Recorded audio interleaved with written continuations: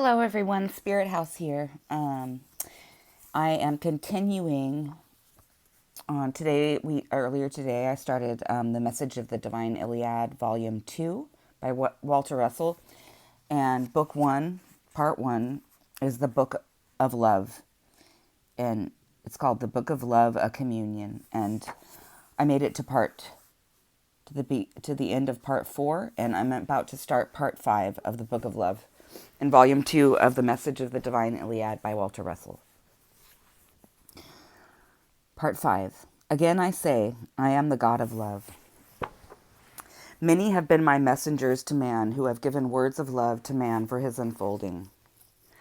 But man hath placed man alone within the circle of my love, and shut out all others of my children and of earths and suns. Say thou to man, my love extendeth equally to all my creating things, for all creating things manifest me purposefully, even as man manifesteth me purposefully. The pulse beat of man, the tiger in the jungle, the insect under rotting bark of the tree, the elephant and winged creatures of the sky, and countless fishes of the seas are one. All pulse with the pulsing waves of my universal thinking, with which imageth all things as one whole idea manifested by all unfolding and refolding extensions of my knowing. Say also thou to man, who thinketh of his heartbeat as his own alone, unbound to all things else, that all created things unfold with the pulse beat of my cyclic thinking. As my thinking is universal, so likewise is my pulse beat universal. Say also, and furthermore I say that every blade of grass and leaf of oak in mighty forest pulseth with the heartbeat of man and all things else. Yes, even down to microcosmic cells of forming things of earth and sea and sky, for even the most minute of these pulse within the electric waves of my cyclic thinking, as the mightiest of stars in my heavens likewise pulse. For I, God of light, thy mother, father, God of love, am the one whole. From me all unfolding, refolding things extend, and to me they return for re-extension. Glorify thou me, the one whom I am, for I am all, and no other is. I, the undivided, sexless one, am unity. What I am, thou art, for thou art me. Glorify thou thyself, for in doing so, thou art glorifying me. I, the one whole, am knowing mind. My thinking is expressed in light waves of my knowing, but my thinking is not me. Excuse me, my allergies are really bad today. I am creator, creating with my thinking. Out of my light of knowing, my two lights of thinking are born as sex pairs of opposites, for repetition as sex pairs of opposites. Mind thinketh alone with mind what mind knoweth. Mind existeth to think, knowing into forms of mind imagining. To think is to create. I create with light. Nothing is which is not light. I, with man, am creating man in my image. What I am, man is. I am light, man is light. I think, and all things in my universe appear in the images of my thinking. I think man, and man appeareth in the image of my thinking. Man thinketh man, and man appeareth in the image of man's thinking.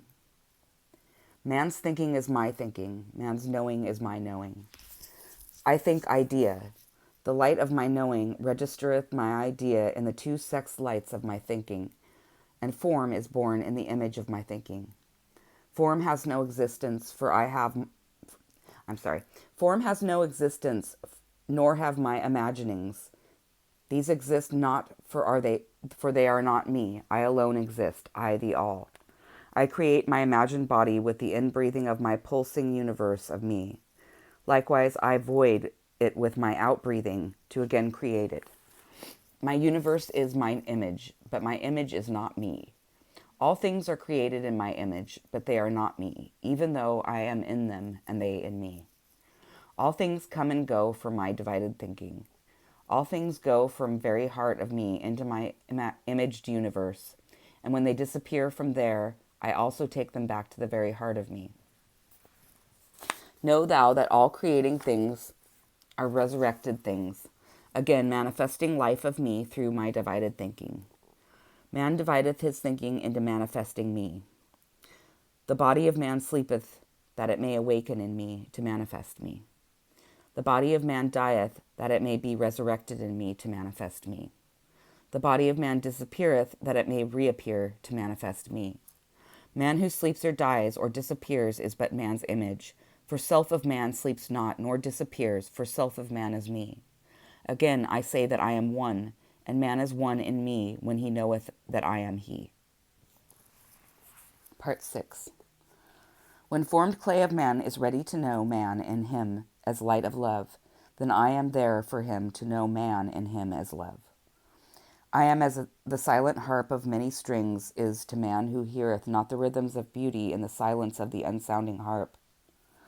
Man may as well deny the harp which he cannot hear with ears of earth as to deny me because he cannot see me, nor hear my voice. Man forgetteth that the sounds of his voice which others hear are not his knowing. They but express his silent knowing in words which they can hear. But the sounds of words which emanate from him are not his knowing, nor are they him. Likewise, sounds which springeth from the silence of my knowing throughout my universe are not my knowing, nor are they me. They are the voice of my electric body whispering to man of my still light from which they sprang. Wherefore then doth man believe on man whom he cannot see nor hear, save through clayed form of his electric body, and its varied sounds, and believe not upon me, who universal voice he heareth in wind and wave, and in whisperings of my body's earths and suns. Yea, he can see my electric body as plainly as he seeth man's. Verily I say, man is not now so bound to body sensing as in the early days of his unfolding. Man alone of all my creating things has begun to hear my whisperings. Since his beginning, my still small voice has whispered within him that I am he and he me. But even now barbaric man in his small new world heareth duly, and maketh idols which he treasureth before me, for he is still new. He is still but in the ferment of his early brewing. For I say that all things in which flow from life of me hath life of me flowing through them, even to the last of these. But I say that even though my light of immortal life floweth through those mortal symbols of my thinking, it does not touch them in his passing. When they shall know the light of me in them, then shall they be me and I them. When they shall know the light of love as one, they shall then know that love in them is the still fulcrum of their power to express love through sensed action. Their sensed actions shall then be balanced in the silence and the stillness of the light which is their fulcrum.